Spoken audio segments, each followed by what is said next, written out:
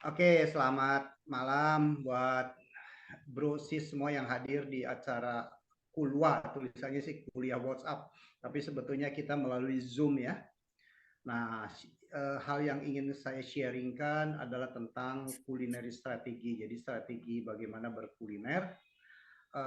Hal ini penting sekali karena kuliner termasuk salah satu industri atau salah satu bisnis yang banyak penggemarnya dan banyak di mana-mana lah. Ya, itu satu Ya, hal. Kedua juga banyak sekali juga pebisnis-pebisnis kuliner itu kan bukan hanya yang kelas kakap, tapi pemula-pemula juga sangat bermunculan terus. ya, Maka topik ini coba saya sharingkan tentang bisnis kuliner. Poinnya adalah nanti ada do dan don ya, apa yang perlu dilakukan dan apa yang jangan dilakukan. Nah, inilah hal-hal yang sebetulnya yang sangat perlu difahami oleh teman-teman yang berbisnis kuliner, yang tanpa sadar sebetulnya ada hal-hal yang don tapi dilakukan, ada hal yang do malah nggak dijalankan gitu ya.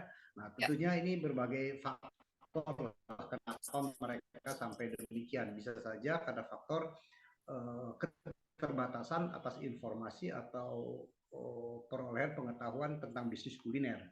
Ya, nah, coba saya akan sedikit jelaskan dulu who am I gitu ya, supaya kalau nggak kenal nanti nggak sayang. ya, Pertama, saya adalah sebagai profesional ya, sebagai profesional mulai karir dari seorang salesman sampai dengan operational director ya, jadi sampai dengan pimpinan puncak dalam waktu 22 tahun. Jadi banyak sekali jenjang-jenjang yang saya lewatin. Salesman, supervisor, area manager, national manager, training manager, sales development manager, division manager, sales director, hingga saya operational director, itu pimpinan puncak lah ya, yang sudah report to the boss gitu. Nah, itulah perjalanan 22 tahun. Kemudian dari sana sebagai konsultan juga sudah 23 tahun. Konsultan 23 tahun. Jadi total sudah 45 tahun menggeluti dunia kerja loh. Jadi bisa ditaksir umurnya sudah berapa gitu. Pengalaman kerja 45, kira-kira usianya sudah berapa ya? Tentunya usia saya sudah above 60 ya. Oke. Nah, ada hal yang ingin saya sharingkan di sini adalah materi ini jelas belajar dari fakta. Jadi bukan hanya sekedar teori yang ada di mana ada di YouTube itu atau di buku, pasti ada sedikit goresan-goresan atau irisan, tetapi sebetulnya lebih ditekankan karena hal ini saya sendiri sebagai pebisnis kuliner ya, pebisnis kuliner selain sebagai konsultan selling ya, konsultan distribusi, konsultan marketing, dan konsultan service, termasuk juga adalah punya sedikit bisnis kuliner. Nah, dengan berapa lama saya bisnis kuliner? Rasanya sudah ada 15 tahun di dalam bisnis kuliner gitu ya. Nah, siapa pelanggan saya? Pelanggan saya awalnya adalah mulai dari end user sampai sekarang pelanggan saya mayoritas adalah udah corporate. Jadi corporate tuh menjual produknya itu tidak one on one, tetapi menjual ke instansi, ke pemerintah untuk kebutuhan meeting, rapat gitu ya. Nah, sehingga itulah bisnis kuliner saya. Nah, tentunya apa yang akan saya bagikan di sini adalah pasti dasarnya fakta. Apakah ini applied? Yes, saya jamin applied, tetapi tentunya tidak 100% applied karena tergantung kita punya produk yang dijual juga kelasnya kelas mana. Karena ketika kita menjual produk kelas low end, kelas murah, kelas middle, dan kelas high end, tentunya banyak sekali strategi, kriteria, atau trik-trik yang perlu disesuaikan dengan situasi pelanggan dan produk itu sendiri. Ya, ini belajar dari fakta lapangan dan dikristalkan tuh artinya apa? Dikonklusikan lah dari sekian banyak perjalanan itu sebagai pelaku, kemudian juga sebagai konsultan, sebagai trainer, sehingga muncullah sebuah formula atau sebuah model sebaiknya bisnis kuliner itu seperti apa ya. Nah, itu perlu difahami sehingga pendekatannya adalah praktis benar. Nah, apa yang ingin di-sharingkan? Tentunya kita ingin menyulap produk kaki lima menjadi produk bintang 5. Nah, ini. Nah, kebanyakan para UMKM atau UM cenderung orientasinya ketika punya produk itu orientasinya selalu harga. Wah, harganya mahal nih. Wah, nggak bisa jual. Wah, harganya mahal nih, nggak bersaing. Jadi memang di otaknya sendiri sudah mengatakan bahwa harga saya mesti murah. Kalau saya nggak murah, saya nggak bisa jualan. Nah, itulah ya terjadi di UMKM yang terjadi, itu satu. Terus kedua, kemudian juga karena UMKM bisa saja, maaf ya, mungkin ada faktor apa ya, pengetahuan untuk memulai sebuah bisnis kuliner itu atas dasar apa yang ada di pikiran dan apa yang dilihat di lapangan. Ketika melihat di lapangan adalah sesuatu informasi yang keliru, ya dia akan copy paste yang keliru. Kan kira-kira begitu. Kedua, ada juga pakai ilmu feeling dan ilmu kira-kira. Nah, ini yang saya bilang ilmu feeling dan ilmu kira-kira ini kebanyakan ngaconya ketimbang benernya gitu. Artinya tingkat akurasinya itu jauh gitu. Kedua. Ketiga juga adalah atas dasar apa ya? Pendekatannya adalah pendekatan menurut saya. Nah, gitu loh ya. Menurut saya. Ya, nah, ini ada beberapa pendekatan ya sebagai contoh lah. Saya punya rekan, punya saudara begitu. Wah, saya punya produk enak nih. Bikin apa sih? Bikin kastengel. Contoh bikin kastengel. Wah, enak. Saya coba, betul enak. Kastengelnya enak. Saya katakan itu jempol 4 udah gak jempol 2. Tapi ketika dihitung kalkulasinya pakai mentega, pakai Weisman, pakai macam-macam, harganya nggak masuk dengan segmen di pasar. Gitu loh. Ya. Nah, inilah contoh kadang-kadang enak, ya enak, tapi harga jual gimana? Nah, inilah sebetulnya pendekatan-pendekatan gitu masalahnya apa? Enak menurut saya, bagus menurut saya. Sebetulnya kan itu yang disebutkan inside out. Menurut saya dibawa keluar gitu. Padahal jualan itu kan tidak begitu, mestinya outside in. Apa maunya pelanggan, saya serap, saya olah, kemudian saya keluarkan produk. Ya, contoh mau bisnis apapun. Nah, banyak sekali teman-teman, oh, saya umpamanya tetangga saya orang apa ya, orang Jogja lah. Wah, pinter bikin gudeg, umpamanya begitu. Wah, dia bikin gudeg, wah enak. Tapi gudeg itu dijual di lingkungan bukan kebanyakan orang Jogja, tapi kebanyakan mungkin orang Surabaya lah yang doyan gudeg, atau orang Jawa Barat yang doyan gudeg. Sehingga taste-nya Jogja yang dikatakan enak belum tentu cocok untuk mereka. Gitu. Karena apa? Ya itu kembali inside out, harusnya kan outside in ya. Apa yang maunya pelanggan nah diubah, apakah manisnya dikurangin, pedasnya ditambah atau asinnya ditambah dan sebagainya. Nah, ini nih. Nah, ini saya akan coba sharing tentang beberapa produk yang dikaitkan tadi menyulap produk kaki lima menjadi bintang 5. Jadi, walaupun kita pengusaha UMKM, jangan selalu berorientasi bahwa bisa jual karena harga murah. Sebab kalau jual harga murah, ini akan terjadi yang disebut dengan price sensitive. Orang belanja karena faktor murahnya. Begitu harga bahan baku naik, buruh naik, biaya operasional naik, kita naikin itu harga, bisa-bisa pelanggan lari. Gara-gara duit berapa? Gara-gara duit 1.000 perak bisa lari pelanggan. Kenapa? Ya karena kita mendidik pelanggan atau mencari pelanggan yang price sensitif, yang selalu orientasinya harga. Pengen makan itu karena untuk kenyang, bukan untuk nikmat. Nah, ini kan dua hal yang berbeda. Kalau orientasi makan untuk kenyang, ya singkong, selesai. Tapi kalau makan itu untuk nikmat, kan lain. Taste-nya, andai kata harus nyari singkong pun umpamanya, oh singkong mentega, oh proses ngolahnya nggak bisa sekedar direbus saja, dan seterusnya, dan seterusnya. Oh ketika dimakan betul-betul merasa apa pulen, enak gitu. Nah, jadi belanja, beli, makan, itu untuk kenikmatan, bukan untuk semata-mata kenyang.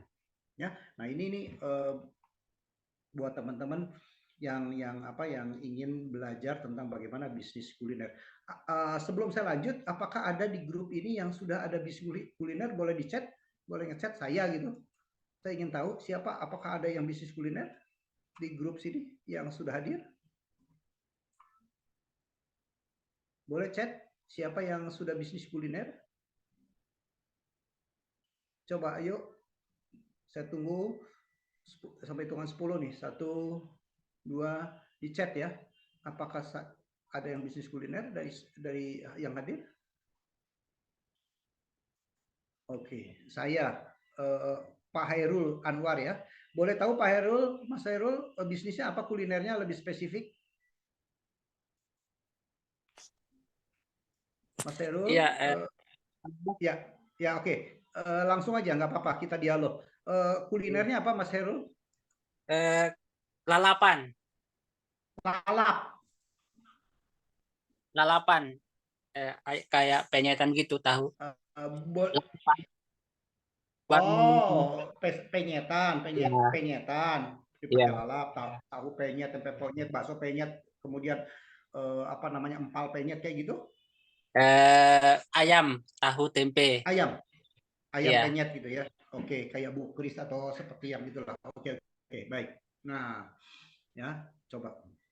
Di daerah mana, Pak Hairul? di Palu, Sulawesi Tengah. Oh, Palu, Sulawesi Tengah ya. Oke, selamat ya. Baik. Nah, ini beberapa hal yang ingin saya sharing kepada pebisnis-pebisnis yang berkaitan dengan kuliner. Nah, mari kita lihat contoh ya, ini untuk meyakinkan Bapak Ibu semua, ini adalah perusahaan UMKM ya. Ini bukan perusahaan manufacturing yang pabriknya seabrek-abrek. Dia bisa melihat peluang-peluang bisnis, bagaimana kebutuhan rumah tangga itu dari hanya sekedar sendok menjadi sebuah gift. Ini bukan perusahaan besar ya, artinya UMKM, dia pakai blister ya, dia menggunakan dipercantik, coba kemudian menjadi gift ya, kebutuhan rumah tangga atau menjadi gift. Ini contoh-contoh adalah dia tidak price sensitif, tidak bermain bahwa harga saya harus murah gitu. Contoh. Nah, ini juga contoh ya, menjual eco-friendly apa, produk-produk dairy, produk-produk kosmetik ya, produk personal care ya, menggunakan eh, apa, slogannya eco-friendly. Oke. Nah, kemudian juga lihat ya, orang yang agak sedikit high tech lah ya, tapi masih jual gitar tapi dia mungkin dengan desain berbeda, jual sendal dengan desain berbeda. Itu sentuhan emosional, sentuhan seninya kan ada ya. Oke, kemudian ini jual kos kaki, dia contoh ya, ini contoh-contoh aja, be different, be kreatif. Ini saya ngasihkan contoh. Terus juga air minum. Ya kalau kita beli air minum sekedar haus, ya carilah yang murah lah, sekedar air. Tapi kalau minum itu adalah orientasinya prestis, tentunya akan berbeda ya, dari red ocean menjadi blue ocean contohnya. Nah, inilah contoh-contoh, ini tentunya perusahaan besar ya, ini tidak perusahaan kecil seperti begini. Tetapi yang ingin saya ajak adalah perusahaan besar pun tetap ada yang berorientasi ingin barang generik, umum, murah gitu ya. Tapi ada juga perusahaan-perusahaan besar pun bermain di dalam produk-produk yang sifatnya premium gitu ya. Oke, nah ini beberapa contoh juga. Nah, contoh lagi, kalau para UKM di pinggir jalan kita lihat sate Taichan ya. Nah, yang ada kan sate Taichan ya seperti beginilah. Ya, seperti begini. Kita lihat. Tetapi ada juga orang bikin sate Taichan di packaging menarik sebelah kanan. Tentunya dengan sentuhan begini saja, saya yakin harga 30-40% sudah lebih tinggi daripada uh, yang Taichan biasa gitu, contoh-contohnya. Dan akibatnya apa?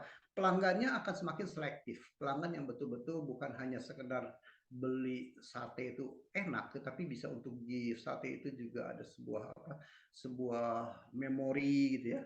Oke. Nah, dari paparan tadi ya, dari paparan tadi contoh, maka ketika pikiran kita yang orientasinya price war, bahwa saya bisa menjual karena perlu perang harga tuh ya adu diskon, adu murah, orang lain jual 10.000 ya saya coba 9.000 gitu ya, atau minimum 9.500, atau orang lain jual 5.000 ya saya 4.000, orang lain 50.000 saya 40.000 dan seterusnya. Itu yang disebut dengan price war ya. Nah, tentunya bagaimana pikiran kita, mindset kita dari price war itu perlu digeser menjadi value war. Nah, kalau kita lihat di tengah ini value war. Jadi kita bukan lagi perang harga, tetapi kita adalah perang nilai. Ya, perang nilai. Nah, ketika kita bicara perang nilai, maka produk itu adalah value, ada value-nya, ada nilai lebih dari produk itu, dan akhirnya kita akan menentukan harga. Jadi bukan dibalik.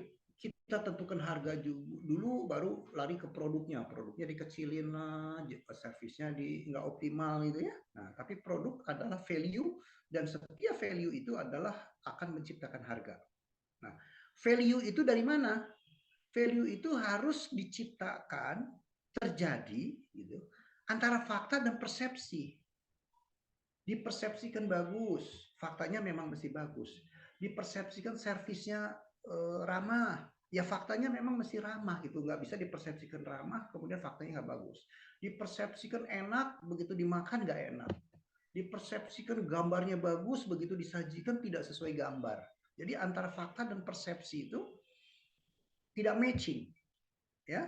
Nah, kita sebagai UKM juga kalau mau memiliki sebuah dedikasi di dalam berbisnis itu memiliki keilmuan, mari kita sama-sama belajar tentang bahwa menjual produk itu bukan semata-mata produk, tetapi values, ya, tetapi value. Maka sebuah brand, merek itu menjadi penting. Ya, kita dalam konteks di sini tidak bicara tentang how to build the brand, ya, bagaimana menciptakan brand, ya, karena yang sering-sering UKM itu kan ngasih brandnya kan ya atas dasar spontanitas atau atas dasar nama-nama saya saja gitu. Contohnya, oh, ayam penyet Pak Hairul gitu.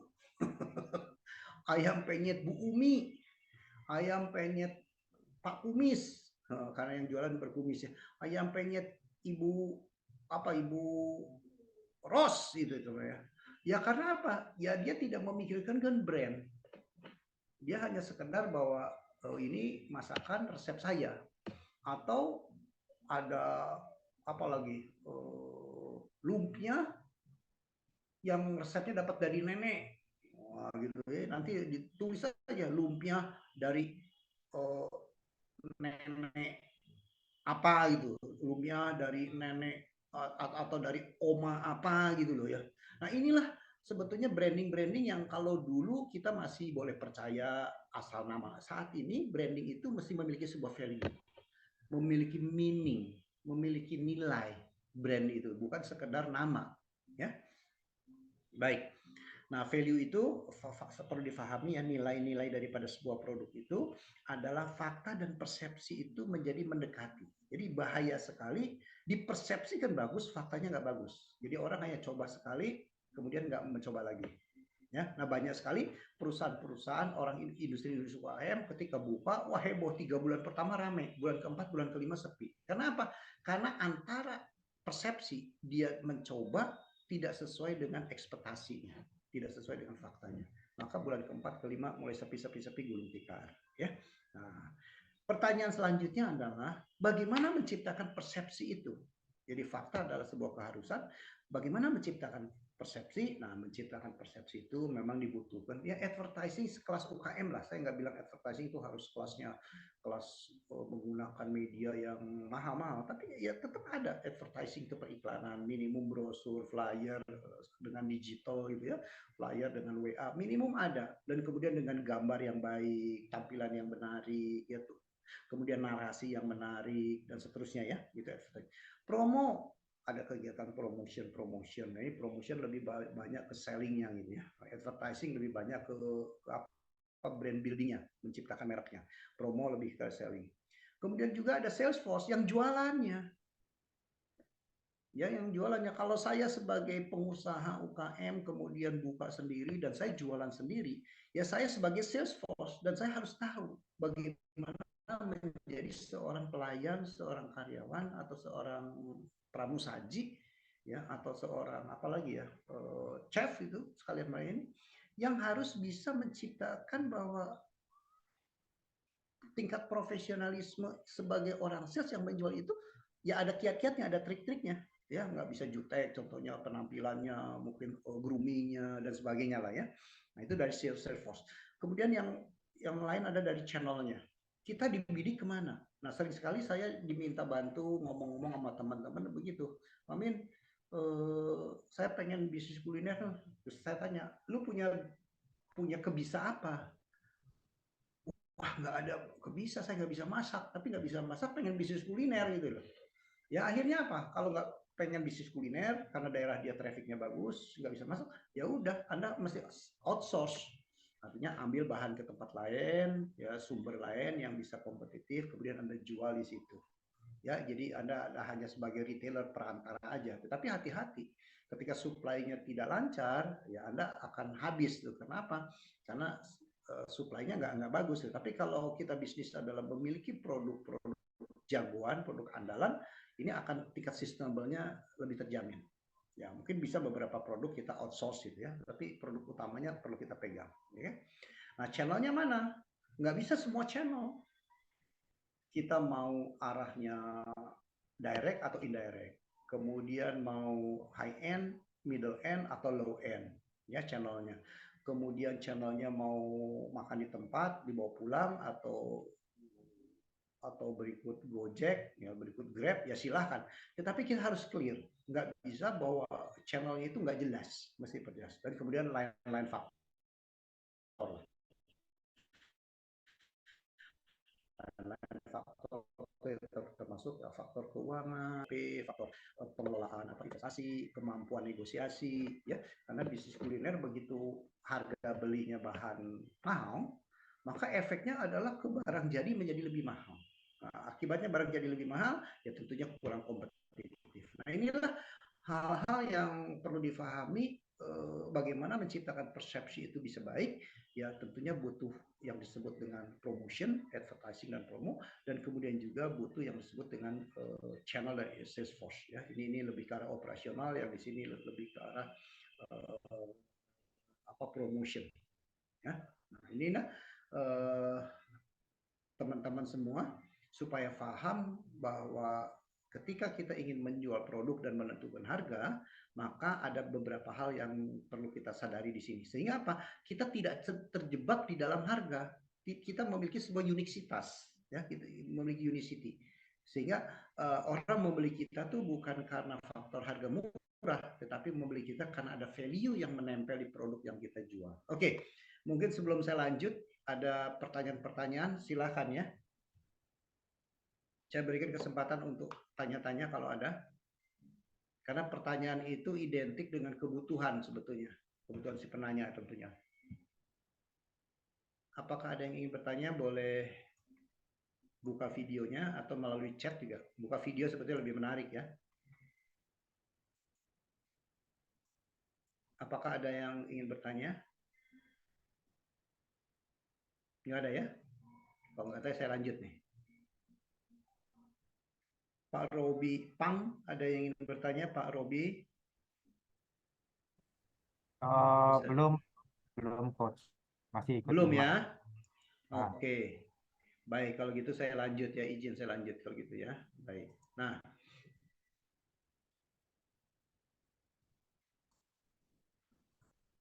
oke. Bagaimana menciptakan tadi perang nilai, value war. Maka ketika kita sepakat bahwa saya tidak mau terjebak oleh harga di dalam menjual, banting-bantingan harga, tambah-tambahan diskon gitu ya, maka kita perlu menciptakan perang nilai. Jadi dari price war kita bergeser menjadi value war, perang nilai. Merebut dan memperhatikan konsumen dengan cara value war. Nah, tentunya ada beberapa komponen yang perlu difahami. Value war itu tidak berdiri sendiri. Contohnya begini. Ada 4 komponen yang akan menentukan value war itu bisa bekerja dengan baik. Contohnya mari kita lihat. Kalau kita naik pesawat saja, kelas ekonomi dengan kelas bisnis contohnya, ya. Pesawat yang sama, berangkatnya sama, nyampenya sama, pilotnya sama, kira-kira begitu ya. Keselamatannya juga sama, tetapi harga bisa berbeda. Nah, tentunya harga berbeda ini bisa sampai 30-50% harga itu bisa berbeda. Nah, perbedaan harga ini perlu dibayar oleh aspek-aspek lain sehingga orang yang duduk di bisnis kelas ini merasa worth it dengan bayar lebih mahal. Kira-kira begitulah, ya. Nah, sama kalau kita bicara air minum dalam kemasan, anggaplah kalau beli di warung mungkin 3.000 gitu ya. Beli di warung kan 3.000 air minum dalam kemasan. begitu pindah ke karaoke, ini kan sudah jadi 15.000 dengan produk yang sama. Nah, perbedaan 3.000 dan 15.000, 12.000 itu kan dibayar oleh aspek-aspek lain di luar daripada produk. Apa? Pelayanan, kenyamanan, keramahan, kecepatan, kebersihan, higienis, macam-macam lah, prestis gitu kan, kenyamanan duduk dan sebagainya. Nah, semua itu nilainya harus lebih dari 12.000. Sehingga saya keluar 15.000 tuh worth it. Begitu ya. Nah, atau ke dalam bisnis kuliner harga produk tertentu 5.000, tapi saya jual 10.000. Namanya sama, produknya sama. Artinya sama tuh dalam artian namanya bentuk. Tapi kan yang membedakan perbedaan 5.000 itu kan ada yang menempel di luar daripada sekedar produk. Mungkin bahannya berbeda, tampilannya berbeda, packagingnya berbeda, pelayanannya berbeda, rasanya berbeda, dan macam-macam perbedaan itu. Nah, itulah yang dibayar oleh pelanggan. Nah, ketika kita sebagai bisnis UKM, bisnis kuliner, ketika tidak bisa menciptakan perbedaan-perbedaan itu, maka ya gawat. Gawat artinya apa? Ya kita terjebak di dalam price war lagi. Nah, di dalam value war ini ada faktor perang harga. Nah, contoh lah, kita ambil contoh barang A 10.000, saya punya 12.000, gitu ya, barang A 10.000 umum, pesaing kita 10.000, saya punya barang 12.000, berarti ada perbedaan 2.000, ya 2.000 atau 20%, gitu kira-kira begitu ya. Nah, perbedaan 2.000 itu perlu dikalkulasi menjadi lebih murah ketika ada kualitas di sana lebih baik, ada servis lebih baik, kemudian ada speed lebih baik, sehingga 2.000 itu buat saya menjadi murah, menjadi tidak ada artinya, gitu ya. Nah, ini yang perlu diharapkan. Jadi ketika harga itu menjadi sebuah weaknesses, kekurangan kita, kelemahan kita, maka perlu dibayar oleh plus perang harga. Kita anggap kita punya harga kemahalan, makanya menjadi weaknesses ya, faktor minus, maka perlu dibayar oleh plus kualitasnya lebih baik lah, atau pelayanan kita lebih baik lah, atau kecepatan kirim, instalasi dan sebagainya, servisnya lebih baik lah, sehingga semua perbedaan selisih harga 20% itu bisa terakumulasi, tidak merasa mahal. Inilah sebetulnya yang jarang disadari, atau andai kata dia sadar pun dia tidak berani mengambil keputusan ini, gitu ya, cuman hanya di kepala, tetapi ketika eksekusi nggak berani, gitu. Andai kata dia tahu itu, tetapi tidak ngerti how to-nya, bagaimana menambah kualitas, bagaimana pelayanan yang baik. Karena apa? Dia akan mengcopy paste yang di luar. Oh, dia di sana pelayanannya kayak begitu, ya dia tiru. Artinya apa bedanya pelayanan di sana dengan pelayanan di sini? Nggak ada bedanya, gitu loh ya. Nah, kita harus menciptakan pelayanan itu memiliki juga beda-beda, ya beda-beda. Artinya apa? Ya kalau mau diukur dengan customer service index, pelayanan itu kan nilainya bisa dari 1 sampai 5. Ya dari 1 sampai 5 pelayanan itu. 1 tuh buruk banget, itu 5 tuh excellent gitu. Nah, kan 1, 1,1, 1,2 kalau diukur ya, kalau kita menggunakan survei yang ada canggih, bisa 1,3, bisa 2, bisa 3, bisa 4, 4,2, 4,5. Jadi service itu adalah sangat luas nilainya. Maka ketika kita bilang pelayanannya sama, belum tentu sama. Andai kata sama, bisa juga dipersepsikan berbeda. Kenapa? Oh, pelayanannya sama, standarnya sama, tetapi waitersnya di sana senyum, di sini kurang senyum contohnya. Itu kan sudah beda. Ya. Atau speednya, responnya cepat. Atau kata-katanya kalau ketika menjawab WA atau menjawab itu lebih santun, pemilihan narasinya, pemilihan katanya. Nah, itu semua adalah butuh dididik, butuh dipemahamannya. Oke. Jadi mari kita pahami para UKM jangan terjebak di dalam price war, ya. Nah, perang kualitas. Nah, ini ada sedikit detail di dalam perang kualitas itu. Kalau untuk bisnis food and beverage, makanan yang disebut dengan perang kualitas apa sih? rasa, kesegaran, sehat, lebih enak gitu loh. Unik, ada pembedanya, entah bentuknya, entah warnanya, entah toppingnya, entah apa, higienisnya, perasaannya, tampilannya, ada pembedanya. Jadi untuk bisnis food saja bicara tentang kualitas itu kan bukan sekedar enak dan tidak enak, lebih enak atau kurang enak, tetapi bagaimana freshly-nya, bagaimana kesehatannya, bagaimana sistem packaging-nya, bagaimana higienisnya, ya sehingga tidak mudah basi dan seterusnya lah, ya. Nah, bagaimana tampilannya, atau ini tampilannya packaging, packaging dalam, packaging luar dan seterusnya, ya. Nah, kemudian apa bedanya sih? Nah, gitu. Jadi kalau mau bisnisnya teknologi, nah ini sedikit nyimpang nih sedikit ya, tidak selalu saya memberikan contoh walaupun judulnya adalah kulineri, tapi ketika sebuah produk itu ada faktor teknologinya, bisnisnya ada teknologi, ya cobalah teknologi itu yang simple, yang compact, yang mudah, yang nyaman, user friendly, yang kekinian, eco friendly. Jadi teknologi pun kalau kita bicara tentang perang kualitas, itu kan bukan hanya sekedar kapasitasnya lebih besar, gambarnya doang lebih terang gitu kan. Ada aspek-aspek lain yang bisa kita mainkan ya, cara penggunaan dan seterusnya. Nah, bagaimana kalau perang kualitas itu bisnis transportasi?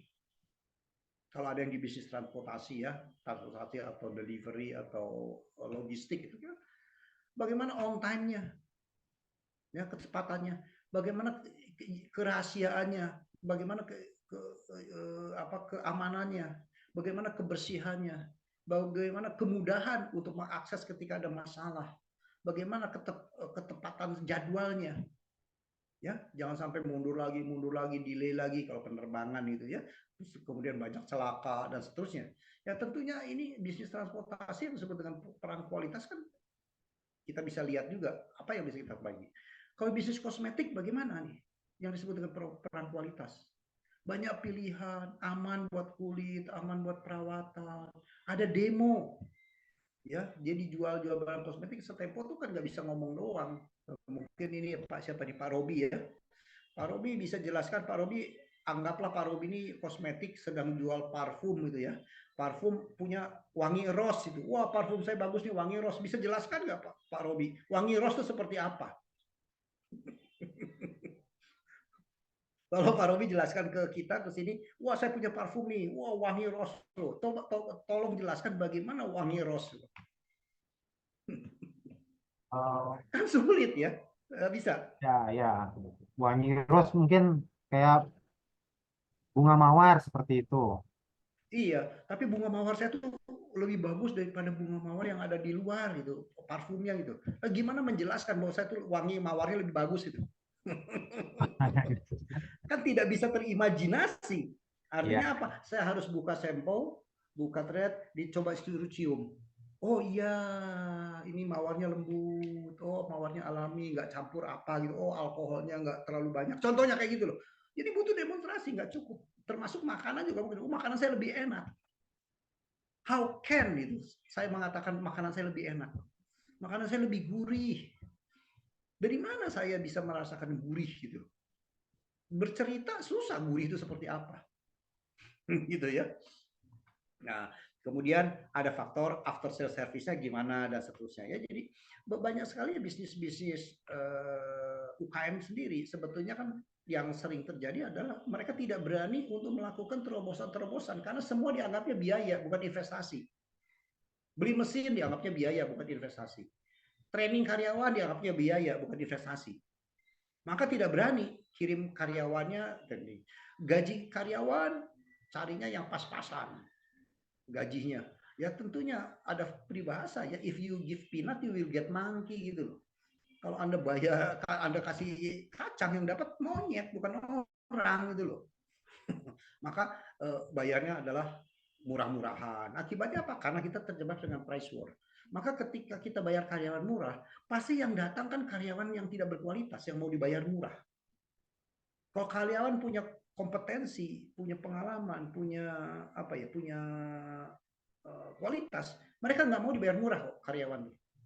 Walaupun karyawan bawah sekalipun loh ya.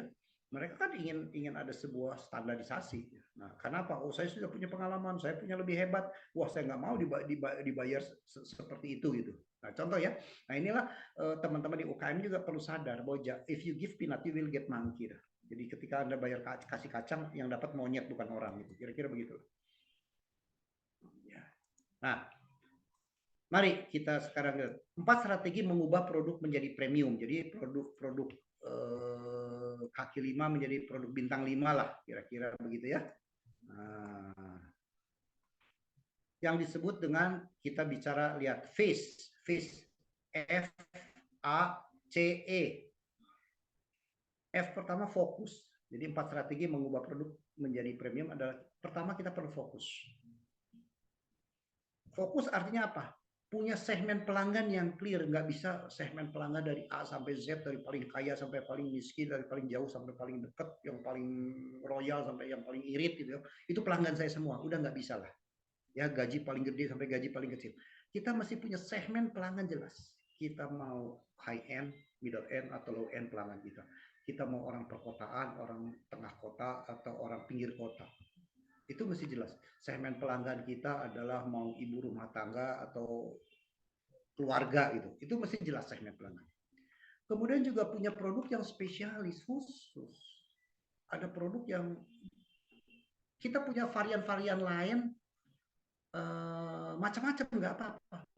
Tapi kita mesti punya produk jagonya apa sih? Ya, kita punya jago. Jadi kalau bisnis food mulai dari awalnya rumah tanggaan sampai yang besar, ya pasti awalnya dia fokus. Contohnya, mungkin kita kenal dengan pastel macik contohnya. Ya, kenal ya. Pastel macik dia jagonya di pastel udah. Tapi kalau kita datang ke tokonya, itu ratusan item, dia nggak jual pastel tok. Jual lemper, ada pisang goreng, ada talam, ada lapis, ada risoles, risoles ragut, ada kroket, gitu di tokonya ya. Tapi dia pakai brand name atas saya. Atau kita bisa bakmi Gajah Mada gitu. Itu jagonya orang datang ke sana pengen makan bakmi sama apa jago pangsitnya yang enak. Tetapi apakah dia hanya jual bakmi? Enggak. Nasi capcay ada, nasi ayam ada, nasi tim ada, gitu loh. Ya, bakmi ujung Padang dan seterusnya ya. Nah, jadi kita punya produk spesialis. Ya, kayak contoh tadi masak awalnya jual apa? Ayam geprek gitu loh. Ya, ayam penyet. Ya, namanya ayam penyet. Nyari bebek ya ada, nyari lele ya ada, gitu kira-kira gitulah. Ya, nyari tahu tempe ada, nyari empal ada lah kira. Tapi kita di branding ini adalah memang ayam penyet paling enak gitu, kira gitulah.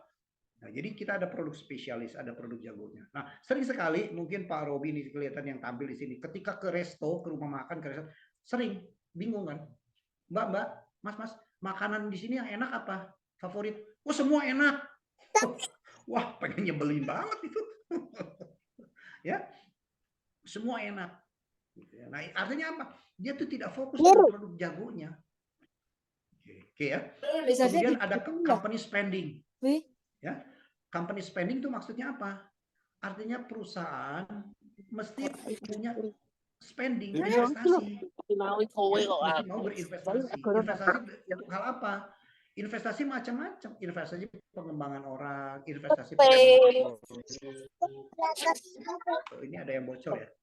Mungkin ini ada yang bocor. Oke, saya coba close ya.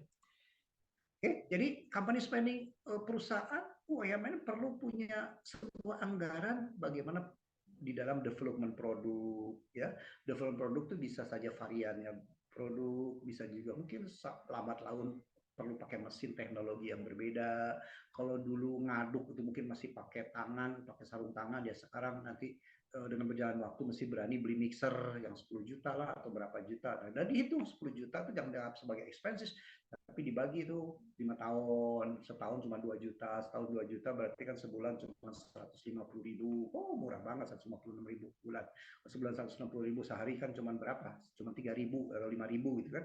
Nah, bagaimana kita sehari 5.000 ini bisa di cover oleh aspek-aspek lain dengan produktivitas lebih tinggi, nilainya lebih dari 5.000. Contohnya kayak gitu ya.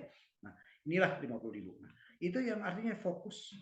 Kedua, face atraktif.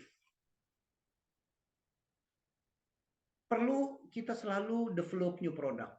Ya gagal bikin lagi, gagal bikin lagi. Ya new produk tidak selalu produknya baru, bisa toppingnya beda, rasanya beda, ukurannya beda, variannya beda, packagingnya beda, apapun lah ya, itu punya produk. Ya, ada produk development juga lebih bagus, lebih canggih, lebih enak, lebih sembut, lebih ya kan? Ada pembeda dan kemudian juga understanding. Maksudnya understanding apa? Perlu pelanggan tuh sadar bahwa ini loh bedanya, ya paham, ya atraktifnya itu di situ. Jadi jangan hanya apa ya jualan apapun nggak kelihatan ada pembedanya gitu loh. Ya ini dibutuhkan ada understanding dan perlu dikomunikasikan ya. Nah, kemudian cek convenience ya kenyamanan. Mudah diakses, mudah dicari, mudah di WA. Kalau di WA cepat respon, kalau di email cepat jawab, kalau di IG ya cepat di reply, apapun ya. Jadi mudah dicari, responnya baik, kemudian banyak pilihan, kemudian juga mau membantu mengambil keputusan.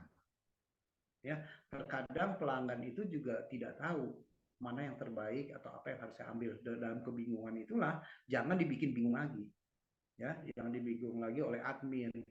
Mbak pilih dulu aja atau ibu pilih dulu, kakak pilih dulu aja, nanti setelah ada pilihan baru WA gitu. Justru itulah karena saya tidak ngerti maka saya tanya. Ketika saya tanya maka perlu dijawab solusi ya. Ini convenient. Kemudian educate ya, perlu diedukasi. Jadi ada sebuah continuous communication. Jadi jangan hanya sekedar taking order doang, terima kasih selesai.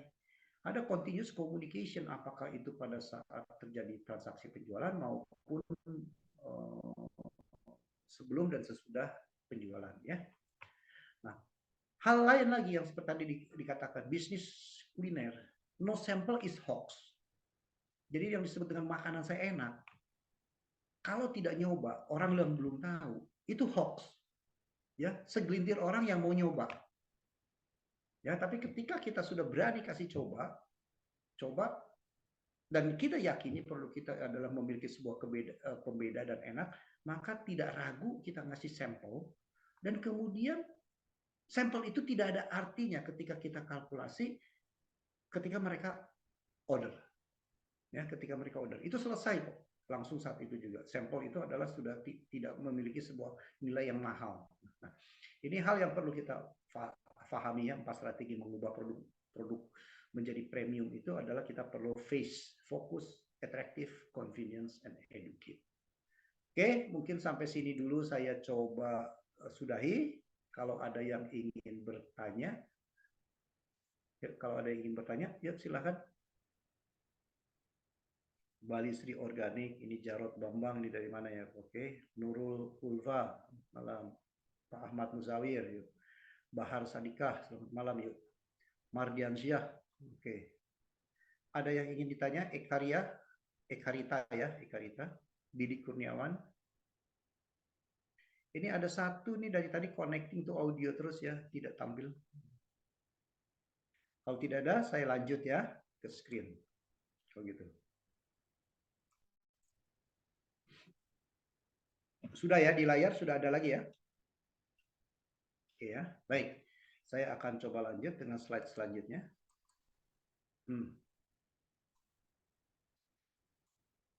Teman-teman, Bapak Ibu semua, perlu disadari bahwa bisnis kuliner, bisnis servis, bisnis-bisnis yang sifatnya ada kuat interaksi dan maka perlu gunakan panca indera mereka, panca pelanggan itu agar bekerja.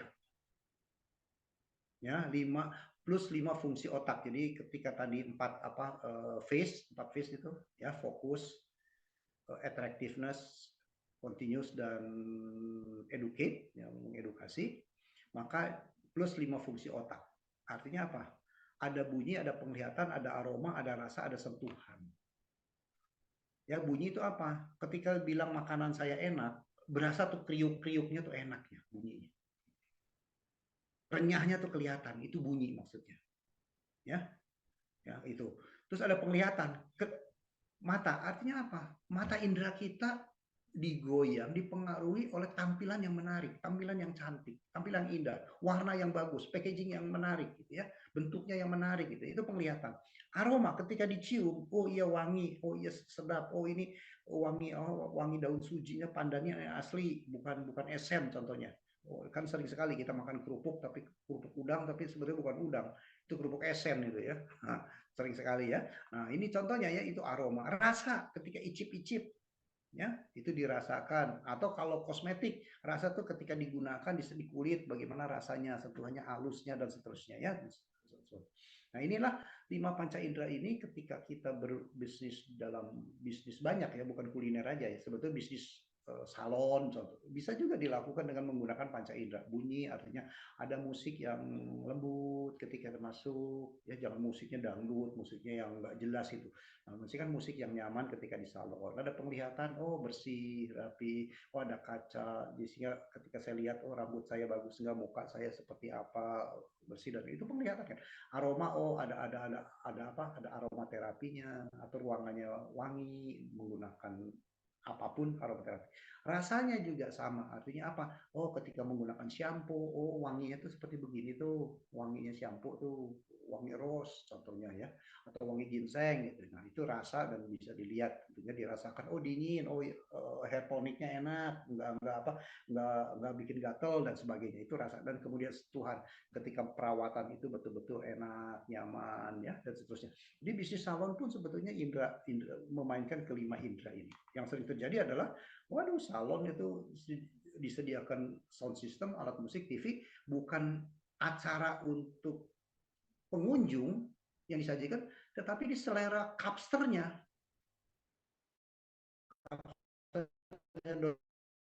Dangdut ya musiknya dangdut, kapsternya, dan kalau kapsternya doyan musik keroncong ya keroncong. Padahal musik itu bukan untuk karyawan, musik itu ditujukan adalah untuk pelanggan. Nah ini yang sering sekali terjadi salah kaprah ya. Dan saya sering menemui hal ini. Nah baik, ini the real case. The real case ya, real case. Ngomong-ngomong bisnisnya sebagai apa? Nah, bergerak di bidang kuliner makanan tradisional, yaitu Markuk Butik Kue Tradisional. Nah, naming, ini saya ingin kupas, naming Markuk Butik Kue Tradisional. Kenapa sih nggak pakai nama toko kue tradisional? Tapi harus menggunakan kata butik kue tradisional. Jadi naming, penamaan sudah memberikan sebuah statement, stempel, pencitraan. Namanya butik itu pasti mahal. Butik itu punya kualitas berbeda. Ya, jadi ketika Bapak, Ibu, teman-teman di sini semua belanja pakaian ke Mangga 2, ke Tanah Abang, atau ke mall sekalipun, dengan belanja pakaian ke butik baju, udah pasti lain kok. Jadi udah ada pencitraan bahwa namanya butik itu lebih. Nah, inilah contoh yang dilakukan oleh Markuk Butik Tradisional itu adalah menciptakan sebuah kue, ini ada kelas butik, kelas mahal, high end. Jadi jangan minta ada makanan-makanan disamakan dengan, kalau di Jakarta itu disamakan dengan makanan yang di Pasar Senen contohnya. Ya. Kalau di Bali nggak tahu atau di pasar mana ya, banyak jajanan pasar juga ya. Nah, jangan disamakan karena kalau bicara butik sudah jelas. Nah, ini naming ini menjadi sangat penting. Ya, karena naming itu punya roh, punya jiwa, punya makna, bukan sekedar nama. Oh, pecel lele Bukarjo. Bukarjo itu siapa? Apa namingnya Bukarjo? Bukarjo itu punya meaning apa Bukarjo? Buat saya Bukarjo nggak punya meaning, ya seorang cewek aja, ibu-ibu itu dari desa itu. Udah gitu. Nah, oke.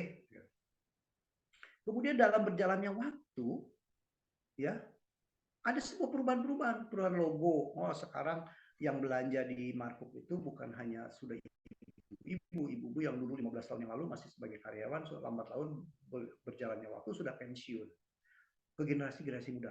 Maka selera logo juga kita sesuaikan logo yang kekinian, yang anak muda kira-kira lebih doyan. Gen milenial doyan, ya. Gen Z juga doyan. Maka berubahlah namanya logonya, ya. ada hal yang menarik yaitu brand markup dan butik. Apa sih? Mar itu adalah artinya market pasar, cook itu cake atau kue, maka markup itu adalah artinya kue pasar, jajanan pasar. Maka butik kue tradisional. Pertanyaan selanjutnya, kenapa terjun ke dunia jajanan pasar? Kan jajanan pasar itu kesannya murahan. Nah, ini kan sebuah statement pertanyaan yang sangat umum dan sudah dikupas. Ya, idealisme terhadap budaya Nusantara khususnya di bidang kuliner jawabannya.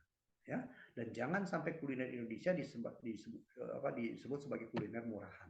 Nah, kalau bukan kita yang sebagai bangsa Indonesia, siapa lagi yang akan melestarikannya? Mengangkat heritage bahwa jajanan pasar Nusantara itu bisa berkelas. Ya, jadi Indonesia ini termasuk sangat kaya di dalam hal kuliner. Ya, mungkin terkaya di dunia loh kalau bicara kuliner. Ya, oke. Ini beberapa pertanyaan. Kemudian strategi apa yang dilakukan oleh Marco sehingga bisa eksis? Ya, fokus ke segmen pelanggan yang tidak sensitif terhadap harga dan yang memperhatikan citra rasa. Jadi kalau ingin pelanggan yang senang dengan lidah, citra rasa, ya beli Marco. Tapi kalau harga, oh jangan pakai Marco, karena pasti nggak cocok. Nah, loyalis terhadap jajanan pasar yang berkelas. Jadi teman-teman atau pelanggan-pelanggan Marco sendiri adalah orang yang senang di makanan Indonesia, tetapi berkelas, nggak mau yang kelasnya kelas pasar murah. Gitu. Kemudian apalagi yang dilakukan adalah inovasi terhadap inovasi produk sehingga memiliki pembeda. Nah, nanti kita akan lihat di mana sih pembeda-pembeda dari yang dilakukan oleh teman dari Marco. Marco tuh market, cooknya tuh cake bahasa Indonesia. Ini bahasa Belanda ya. Market cake. Market ya. Nah, contoh. Orang bilangnya singkong Thailand. Enggak, ini singkong gurih Indonesia. Kita nggak mau nanti singkong Thailand kok yang populer malah singkong Thailand. Ini singkong Indonesia. Kita sebutnya singkong gurih. Ini dicoba ya. Kemudian ada lagi. Nah, ini klepon ubi. Orang klepon kebanyakan adalah warnanya hijau. Kalau hijaunya suji, oke lah. Pandan, oke, enak. Hijaunya kadang-kadang sepuhan dan tidak sehat, ya kebanyakan itu. Nah, di sini Marco mencoba mencari pembeda. Bahannya bukan dari ketan, tetapi dari ubi kuning, ubi oren. Jadi alami, warna kuningnya tuh kuning alami, bukan kuning karena pewarna. Maka disebut klepon ubi. Itu pembedanya. Maka ketika dulu di luar sana satu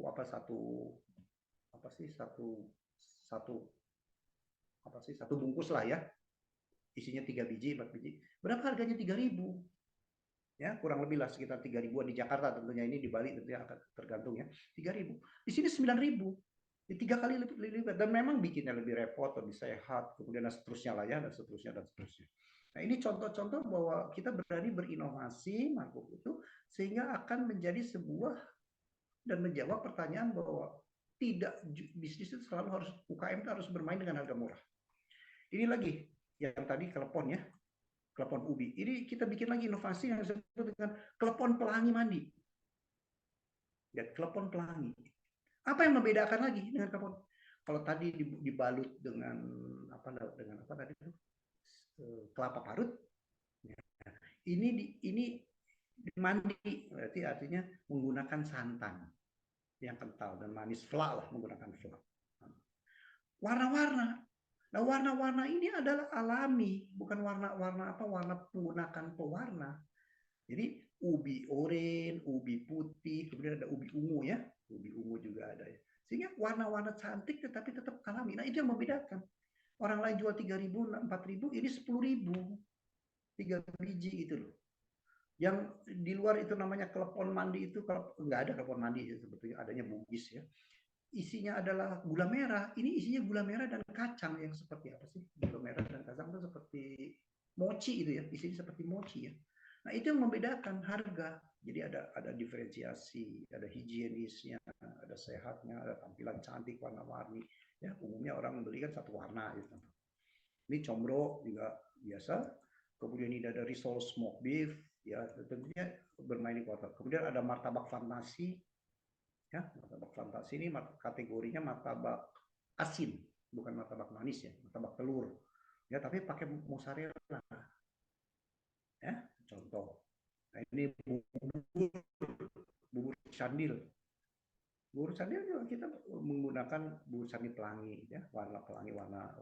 Kemudian getuk pelangi, kemudian ada getuk green tea keju, ya, ini kurang lebih juga di pasar 2.500, 3.000, di sini 7.500 kalau nggak salah, ya, kurang lebih lah. Nah, pertanyaan apa sih yang dilakukan? Nah, kegiatan promosi apa yang cukup mantul, yang cukup kuat adalah testimoni. Menggunakan sosmed dengan generasi milenial sebagai endorsement dan WA blast setiap ada produk-produk baru. Ada food tester. Food tester itu adalah sampelnya.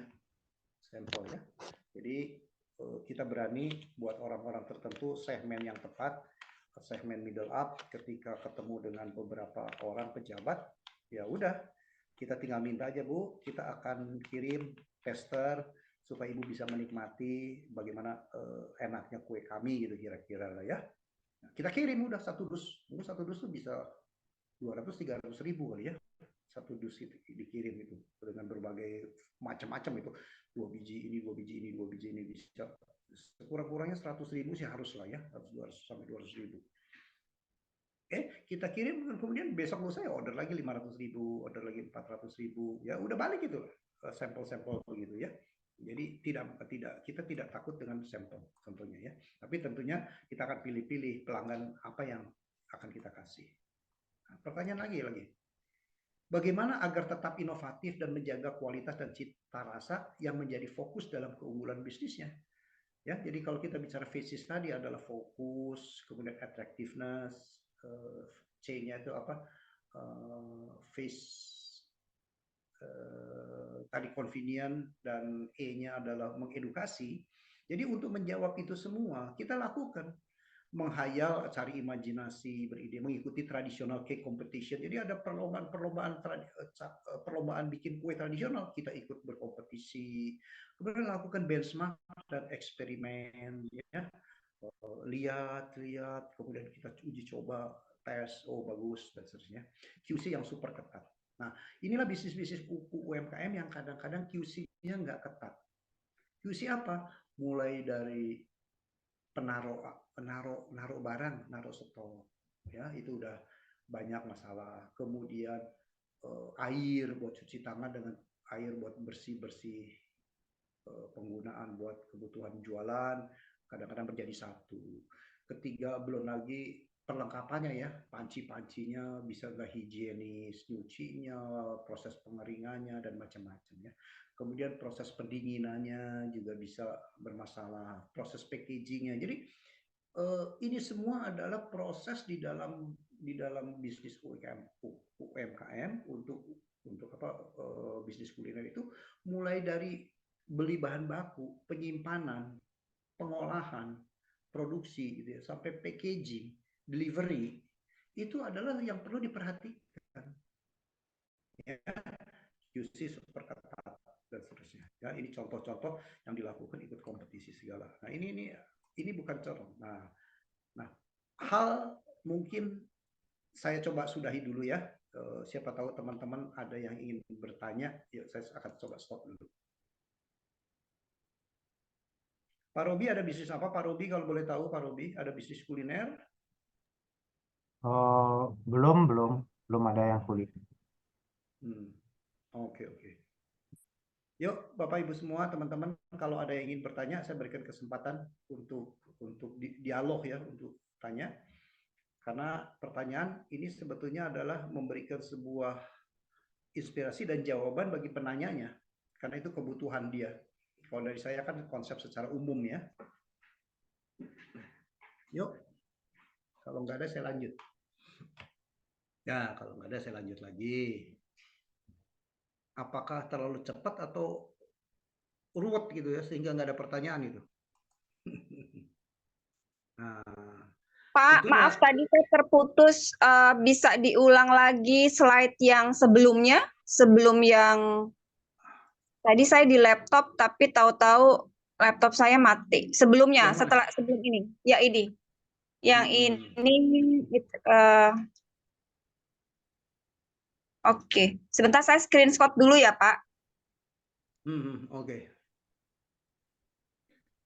Nanti di YouTube juga tampak kan ya? Yes. Kalau dia Ya. rekam kan kelihatan ya, kan direkamnya. Ya. Oke. Oke. Jadi bisnis UKM kadang-kadang tidak berani berpromosi ya, tidak berani spending. Karena orientasinya selalu, waduh, masih kecil, waduh, mahal ya. Jadi ketika ngirim orang training itu dianggapnya mahal, nyari training yang gratisan terus gitu ya. Kapan bisa maju gitu ya mental gratis gitu ya. Jadi kadang-kadang kita perlu berani spending lah, beli alat, beli apa dan sebagainya. Ya tentunya dengan kalkulasi ya saya katakan dengan. Tapi mentalnya adalah jangan mental gratis dulu. Mentalnya adalah saya ingin berkembang ya.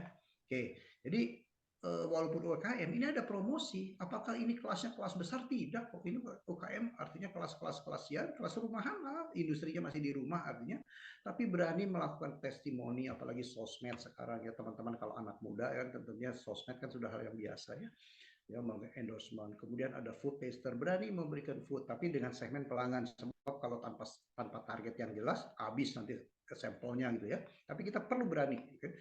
Kemudian juga berani promosi mulut lewat mulut, karena food business no sample is hoax gitu ya. Itu filosofi ya tentunya kita perlu berimajinasi, perlu mencari gagasan-gagasan ketika ada pameran, lihat, hunting, karena dengan begitu kan akan muncul ide-ide ya.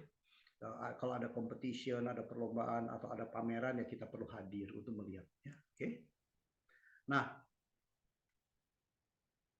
teman-teman semua, ketika kita ingin buka bisnis kuliner tentunya tetap ya kita perlu mikir dikit lah ya, mikir dikit apa, buat sebuah advantage atau keunggulan dari produk kita. Apa yang dimaksud keunggulan dari produk? Tidak dimiliki oleh pesaing. Contoh, produknya tadi saya kasih contoh apa, klepon ya, sambil contoh biar gampang lah, klepon ya, produknya klepon di situ. Apa sih keunggulan klepon?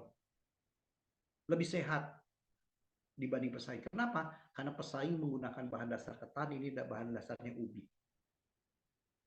Artinya ubi pasti lebih sehat daripada ketan, gitu ya. Itu satu. Kedua, di sana menggunakan pewarna. Di sini warnanya adalah asli, warna dari buahnya sendiri. Ubinya ubi ungu, ubi kuning, ubi putih dan seterusnya, gitu ya. Nah, ini contoh-contoh.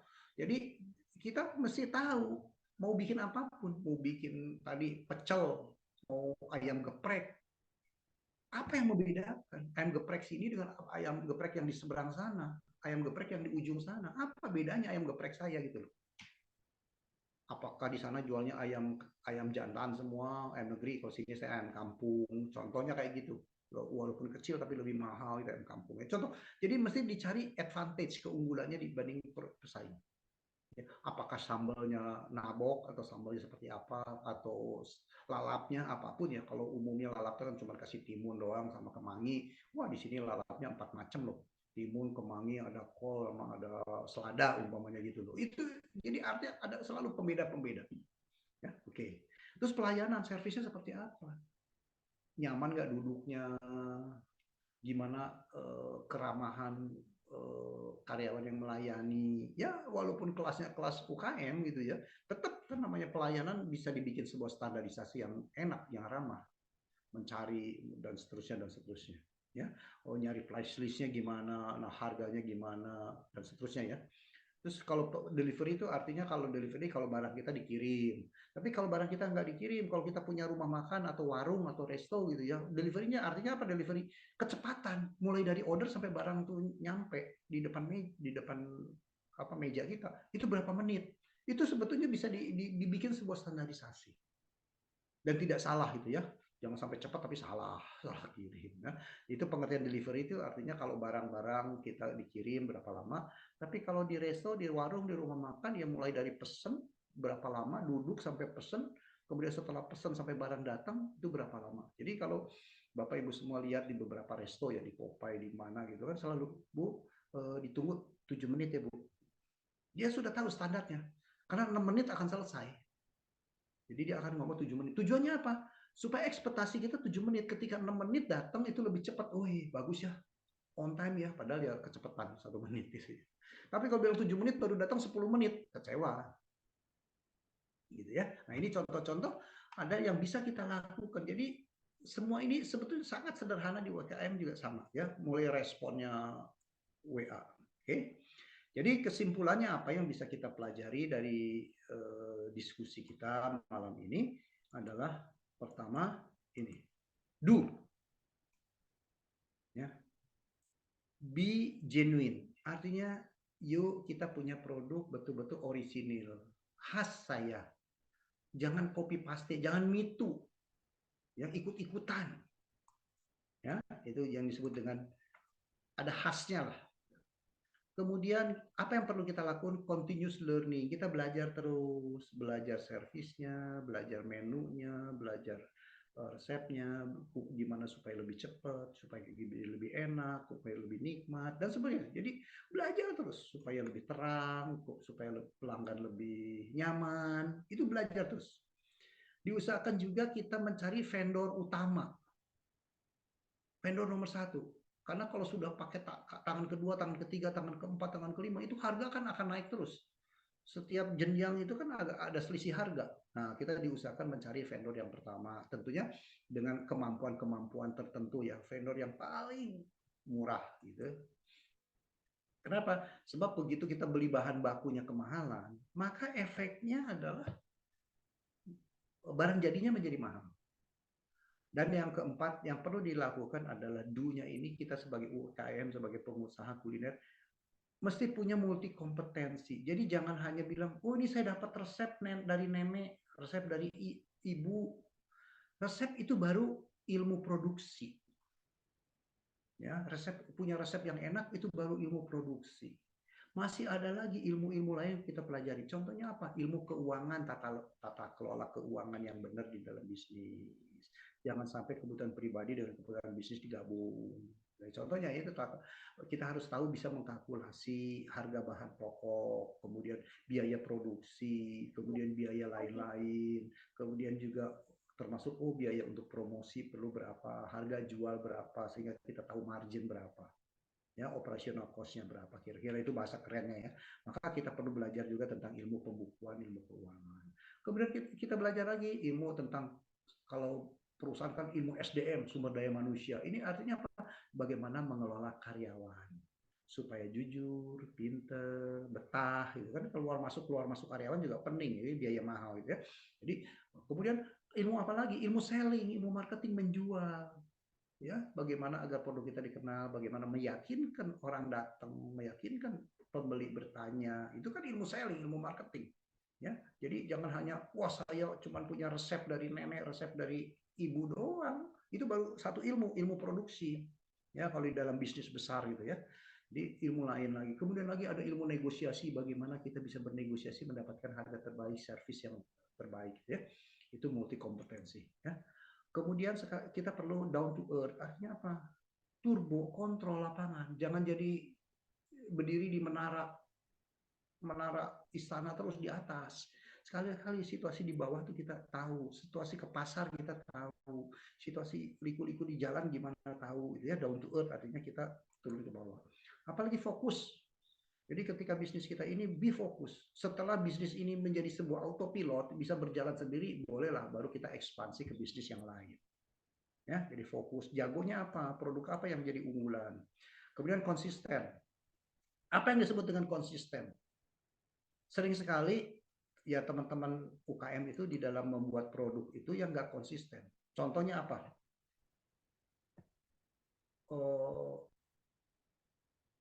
Menggunakan garam 1 sendok teh, gula 1 sendok makan. Kelihatannya kan sudah standar, tapi itu nggak standar loh. 1 sendok teh tuh ketika kita lagi senang mungkin ngambilnya muncung. Ketika tergesa-gesa ngambilnya datar, sehingga rasa asinnya berbeda. Atau gula rasa manisnya berbeda. Ya, nah itu yang disebut saya bilang nggak konsisten, mestinya menggunakan gramasi. Garam sekian gram, gula sekian gram, itu gramasi. Nggak ada lagi secukupnya itu. Pakai gramasi, ya pakai gram. Jadi gula sekian gram, dia sekian gram, susu sekian gram, tepung terigu, nggak bisa tepung terigu 10 sendok teh, 10 sendok makan, wah nggak bisa. Berapa 10 sendok makan itu? 200 gram, 300 gram contohnya ya. Nah itulah butuh yang disebut dengan to do itu konsisten.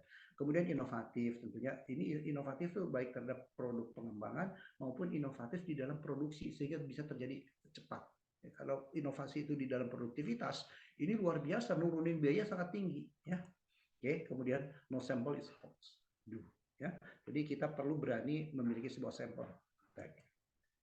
Don-nya apa? Don. Ini banyak nih donnya. Jangan bosi. Jadi less kontrol, kurang kontrol, habis. Kontrol apa? Kontrol tuh mulai di hulu sampai hilir. Kontrol di hulunya apa? Jangan sampai barang kita di gudang bocor. Barangnya hilang sebagian. Produksi. Ya, di ujungnya apa? Jangan sampai keuangan kita, kas kita bocor. Itu kontrol. Ya, termasuk di tengahnya. Ya. Kemudian first time check. Jadi yakinkan pertama kali selalu cek. Lihat benar nggak? Karena begitu teman-teman karyawan ya, apalagi yang educate-nya kurang bagus edukasi. Kadang-kadang kan nggak disiplin. Nggak dikontrol merasa diawasin gitu ya. Akibatnya apa ya semaunya itu ya. Kemudian hilangkan arogan. Ini ada over trust. Kita perlu trust yes, tapi jangan over trust. Karena sense of belonging pemilik dengan sense of belonging karyawan memiliki sebuah derajat yang berbeda ya. Kemudian organisasi nggak perlu gemuk-gemuk, tapi ya itu tadi katakan bahwa orang punya kompetensi itu kadang-kadang bisa melakukan ini dan itu, kita bisa berani bayar lebih ketimbang murahan. Unclear ambition, jadi ambisi yang tidak jelas. Kita perlu tahun depan mau bisnis kita berkembang berapa banyak, tumbuh berapa besar gitu ya. Jangan itu, jangan inside out. Jadi maunya kita dibawa keluar, tetapi harus outside in. Maunya pasar kita ikutin. Kemudian jangan juga menganggap semua pelanggan adalah sama. Pelanggan tuh beda-beda. Ada yang doyan pedes, nggak doyan pedes, ada yang dicuekin nggak apa-apa, ada yang dicuekin nggak marah gitu ya. Contoh-contohnya. Jadi ada yang ya satu doyan asin, satu doyan garing, satu doyan alami, satu doyan macam-macam ya. Jadi tidak semua pelanggan ada sama. Jangan lakukan stop learning, berhenti belajar. Ya. Kemudian mental miskin, nggak berani investasi, nggak berani training orang, ya. Kemudian juga average kompetensi, jadi kemampuan rata-rata. Kita mesti memiliki keunggulan tertentu, entah produksinya, entah packagingnya, entah pelayanannya, entah kecepatannya, entah harganya, apapun. Kita jangan masuk ke dalam area average. Artinya apa? Ya orang lain juga begitu, yang lain juga begitu, gitu ya. Nah itu kan area average ya, cara berpikir average. Kita mesti masuk ke dalam dunia yang lebih excellent, berbeda. Rasanya di sini ya closingnya saya serahkan ke moderator atau langsung ada tanya jawab Lydia atau ada Bapak Ibu semua yang ingin bertanya, silahkan. Oke, teman-teman, apabila ada yang ingin bertanya, silakan bisa di kolom chat atau mungkin bisa langsung open mic.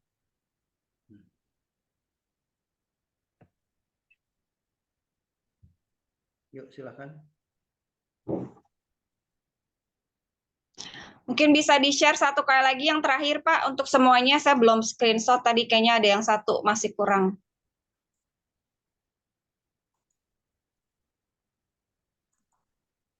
Ini yang terakhir. Kemudian kalau sebelumnya, ya itu yang tadi Pak, yang udah terakhir itu. Oke, sebentar ya, bukan yang terakhir ya, ini sebentar ya. Ya, oke. Oke ya. Menurut saya sih ini udah lengkap banget ya Pak. Dari A sampai Z-nya udah keren banget nih. Dan ini juga bisa di-apply tidak hanya di bisnis kuliner. Jadi teman-teman yang hadir di sini juga nggak semuanya kuliner. Ada bisnis yang lain, ada yang jasa. Tapi ini bisa di-apply ke berbagai bisnis, gitu, berbagai kategori.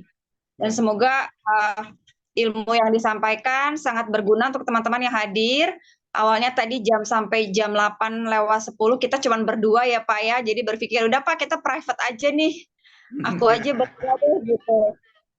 nanti yang penting ada di YouTube, tapi ternyata sampai sekarang sih ini ada 17, 18 orang. Jadi terima kasih untuk teman-teman yang sudah hadir dan partisipasi. Nanti link YouTube-nya akan saya share, jadi teman-teman mungkin bisa menonton kembali, atau yang tidak punya waktu untuk menonton, yang tidak bisa hadir malam ini bisa menonton gitu. Jadi ilmunya keren banget Pak Mindiarto, terima kasih banyak. Terima kasih, Dan sama-sama, semoga bermanfaat. ya, karena waktunya juga sudah jam 21.37 bagian Bali Pak, jadi udah hampir jam 10, kalau di Jakarta masih setengah 9. Iya, Kalau tidak ada pertanyaan, Bapak mungkin bisa di-sharing nih IG-nya Bapak atau YouTube-nya di kolom chat, jadi dikasih link, jadi teman-teman malam ini nggak harus nunggu link YouTube, mungkin bisa langsung Oh. kepo ini, bisa follow IG-nya Pak Mindiarto. nama saya seperti di ini aja, semua IG, YouTube, Facebook, Mindiarto Jugo Raharjo nih. Oh, oke. Sama ya. Sama-sama. Jadi YouTube, Facebook, IG menggunakan nama yang sama. Oke. Oke, itu aja sih Pak. Jadi teman-teman, aku karena sekarang pakai handphone, jadi nggak bisa ngelihat keseluruhannya. Mungkin yang di laptop bisa tolong di foto, di screenshot ya semuanya yang hadir ya. Jadi ada so far ada 17, so nggak bisa satu-satu. Jadi teman-teman yang sudah hadir, terima kasih. Semoga ilmunya bermanfaat dan bisa connect terus ke Pak Mindiarto. Apabila Bapak ada bisa promosi sekalian, misalnya Bapak bisa menerima coaching kah atau mentoring atau apa, bisa langsung menghubungi melalui Instagram. Baik. Jadi bisnis saya memang konsultan dan training gitu ya, konsultan dan training. Jadi memang kerjanya adalah membantu perusahaan ya, termasuk training perusahaan yang berkaitan dengan marketing, dengan selling, dengan service, dengan distribusi lah uang itu. Jadi tentunya kalau sub-subnya banyak sekali, kalau sub-subnya bisa ke apa namanya public speaking, contohnya satu grup dengan Mbak Lydia juga ya, bisa tentang key account management ya, bisa distribution management ya, intinya consultant and selling. Nomornya di 0816 131 4488 ya. Saya ulang ya, 0816. Bisa tanya ke saya juga nanti saya kasih. Ya, di WA nanti Mbak Lydia ada kan WA saya ya. Itu WA saya. Yes. Saya nomornya konsisten kok, nggak macam-macam. Itu atau lewat itu nanyanya lewat IG atau lewat YouTube, lewat Mindiarto Jugo Raharjo. Iya. Oke. Ini ada yang minta boleh dikirim ke chat, ya, saya chat deh. Saya 081613144488. Iya.